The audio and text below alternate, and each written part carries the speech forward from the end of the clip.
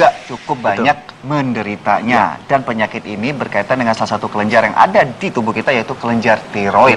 Namanya adalah hipotiroid. Ini keluarnya dengan produksi hormonalnya ya?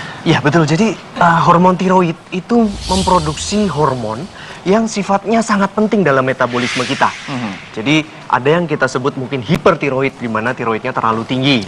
Gejalanya seperti berdebar-debar begitu dok. Lalu metabolisme sangat tinggi, tangan berkeringat, bahkan terjadi gangguan jantung karena itu harus diberikan untuk melambatkan si jantung. Nah itu pada yang hiper. Bahkan hipertiroid ini kasusnya adalah seseorang yang sudah mengkonsumsi makanan cukup banyak, tetap aja kurus ya. Betul. Nah ini karena produksi tiroidnya yang meningkat. Nah sebaliknya hipotiroid. Sebaliknya, nah inilah yang banyak dialami juga oleh kaum wanita tadi.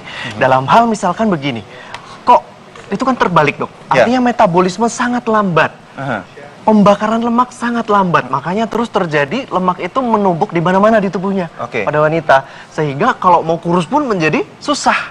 Pada anak-anak bisa terjadi bahkan gangguan pertumbuhan karena hipotiroid ini, di mana kelenjar tiroid tidak memproduksi cukup hormon tiroid bagi tubuh kita. Kita ada demo nih untuk membandingkan bicara masalah fungsi dari kelenjar tiroid tersebut. Ada apa aja nih? Ada 3 api di sini yang membandingkan kondisi yang hipotiroid, yang normal, dan yang hipertiroid. Kita ingatkan sekali lagi bahwa salah satu fungsi tiroid adalah untuk proses metabolisme, walaupun fungsinya banyak. Ya, metabolisme adalah proses pembakaran protein, lemak, dan karbohidrat. Nah ini ada api, jadi kita ibaratkan. Ini saya sulut. Yang pertama adalah api yang kecil. Dia melambangkan hipotiroid. Lalu api yang kedua adalah yang normal.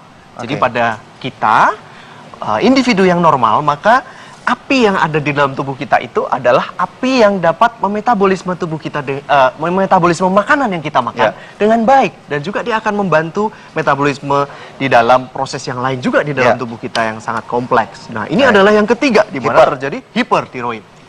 Ini proses pembakarannya lebih besar ya.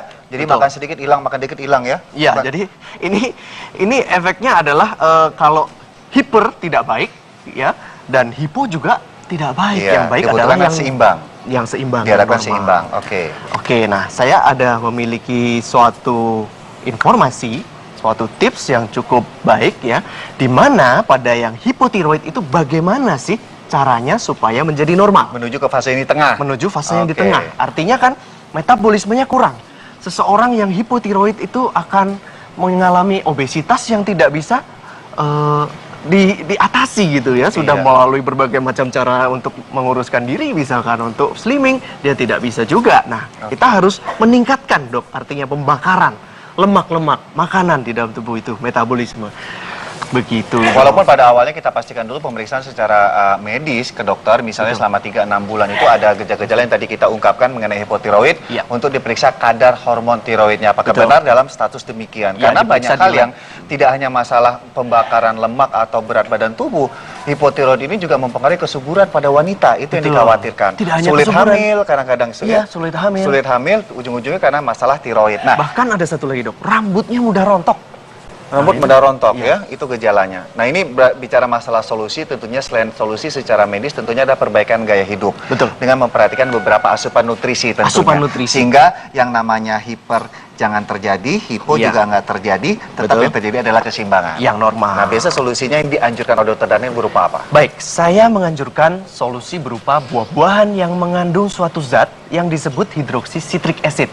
Jadi sebuah kandungan yang terdapat di dalam buah-buahan, ya antara lain di dalam kulit dari buah manggis ini. Nah ternyata ekstraksi dari kulit buah manggis ini dapat kita gunakan secara teratur ya dok ya, secara rutin untuk bisa membantu meningkatkan metabolisme. Makanya betul sekali tadi kita harus pastikan kita kadar dari hormonnya kadarnya bagaimana, periksa ke dokter, ke laboratorium, pastikan, lalu lakukan tindakan pencegahan supaya kita bisa semakin sehat. Karena bagaimanapun berbagai terapi atau istilah pencegahan di luar juga jangan digunakan tidak sesuai dengan indikasi ataupun cara pakainya ya. Menarik sekali. Berbagai hal yang berkaitan dengan gangguan kesehatan Anda sebenarnya solusinya ada di sekitar kita. Ya, makasih Dokter Daniel atas informasinya ya. Baik, saat lagi masih banyak informasi menarik di Dokter Indonesia. Saya akan kembali bersama Anda tentunya.